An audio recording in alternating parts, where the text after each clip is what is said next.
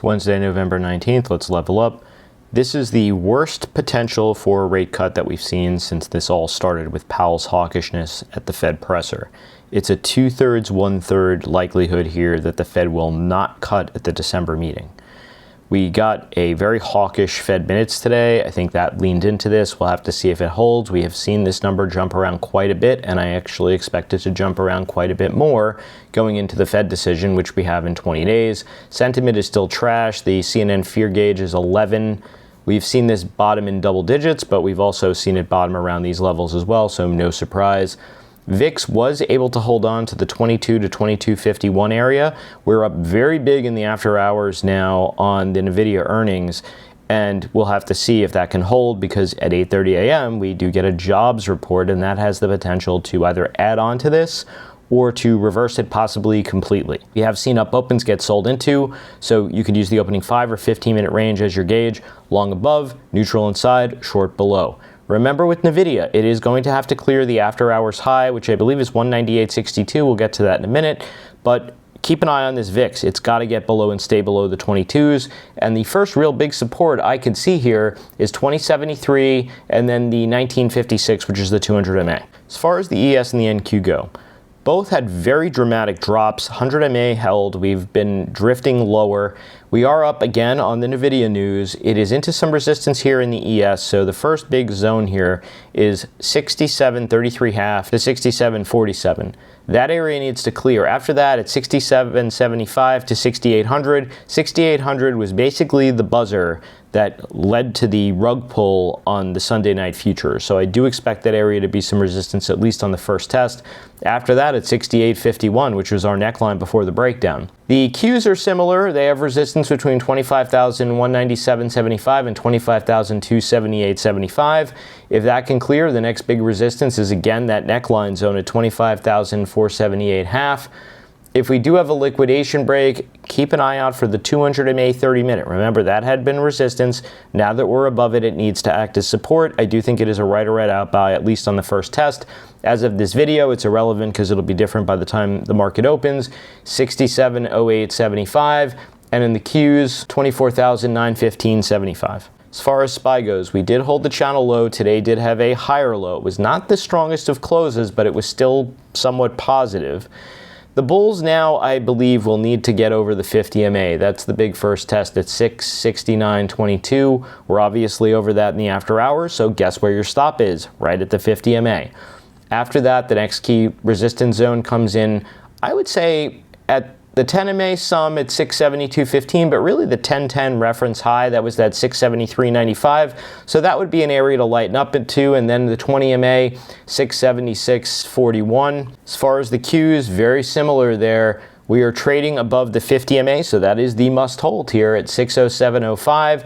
After that, the reference 1010 high is 613.03, and then the 20 MA, which lines up perfectly with down channel resistance at 617.93. So those are the areas you probably want to lighten up into and maybe put on some hedges. As far as NVIDIA, the big bad boy of the hour, it has gap fills from the big dump on 11.3 from that day's low at 205.56 up to the close of that day at 206.88. Generally here, I'm going to keep it super simple.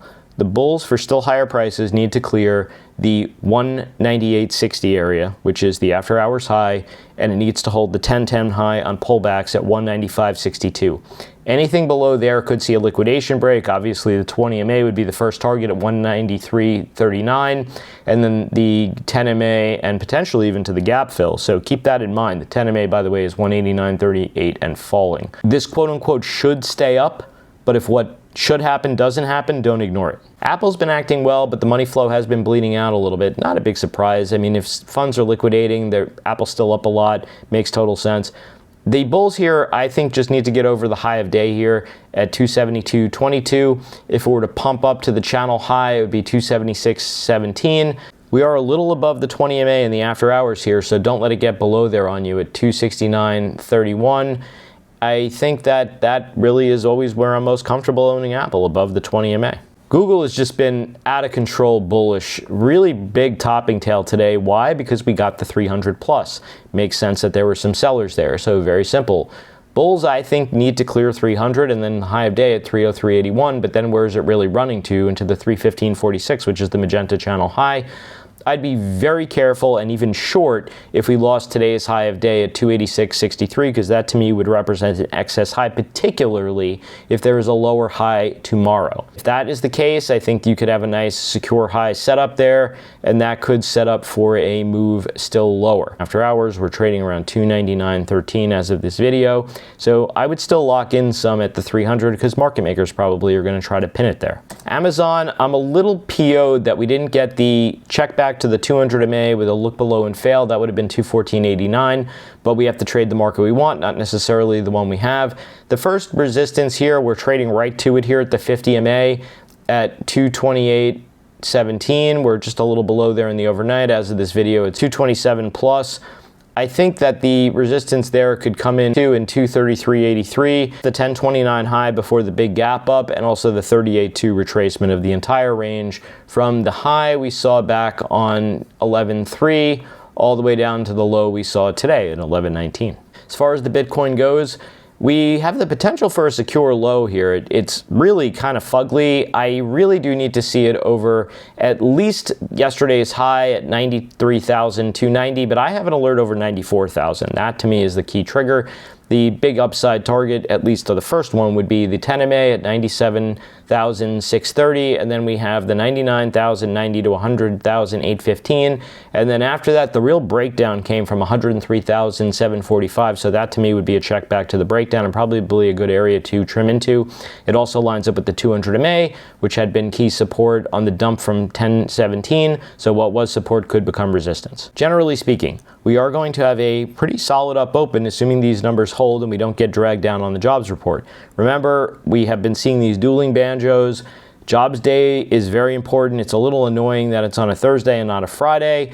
And I think that we're going to have to take a look at these numbers and infer what's going on next. The problem is that the next jobs report will be after the Fed decision.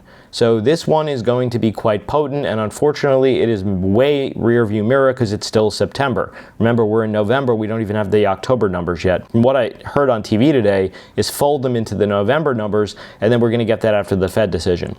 I still think it's possible and even likely the Fed does wind up cutting, but as of right now, it is not being supported by the probabilities. Again, those numbers can change. We'll have to see where the market is. I think if we're screaming to highs, the Fed may take a pause because we know they're ending QT at this particular meeting. And I think if they don't cut, Powell is going to be dovish. Last time he cut, he was hawkish. This time when he doesn't cut, if he doesn't, he will be dovish. He's not stupid. He doesn't want the markets to completely panic. I don't love that we had a Fed day high as the all-time high, very eerily reminiscent of what happened in 2022, and that scenario has definitely left a lot of impressions on a lot of traders because it is a big drawdown we had, and I know everyone has recency bias. Long story short, gap up tomorrow, opening 5:15 minute, you could transition to the 30 minute if you like, and we need to see NVIDIA add to gains, not pop and flop like we've seen in so many of these big cap tech names. Like and follow for more.